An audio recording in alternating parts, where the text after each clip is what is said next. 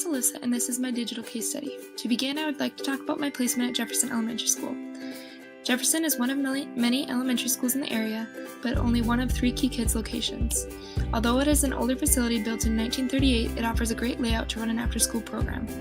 Within the program at this school specifically, roughly 40 to 50 students and anywhere from 4 to 6 staff each day are able to utilize the gymnasium, cafeteria, and playground. At Key Kids, a typical day would look something like this.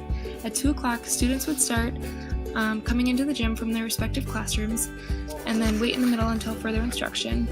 Then we would go outside for about an hour, come back in for snack, and after snack they were advised to do homework first, and then they could have free time until their parent or guardian picked them up at the end of the day. Although I was able to establish many relationships with the students I had the privilege of working with, I would like to focus on one girl I spent time with every day, who I will refer to as Michaela. She caught my attention because on my first day, I think she was able to gather that I felt confused, and she was very welcoming to me, introduced me to her friends, and helped me figure out the swing of things. After time and effort in getting to know her, I learned that she identifies as an African American female who is 8 years old with a family who is lower working class. In comparison, I identify as a Caucasian female who is 20 years old that grew up in a middle working class family.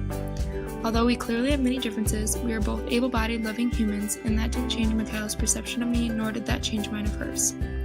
To elaborate on what I learned about Michaela, she is in 2nd grade who enjoys her classmates' company as well as that of her teacher.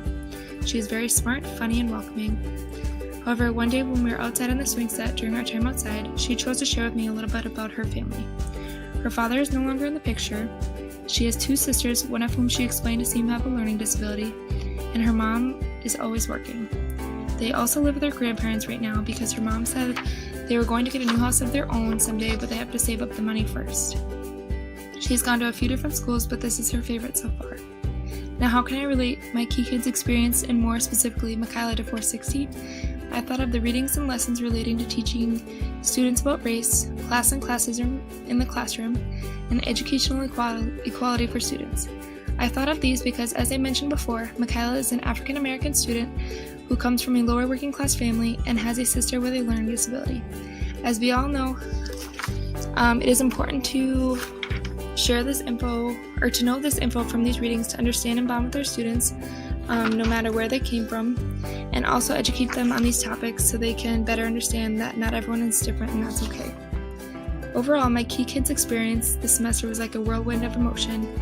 At first I was nervous, I didn't really understand what I was doing, but after time and working with the welcoming kids, I was reminded that I love this career path that I've chosen for myself. Thank you for listening to my case study.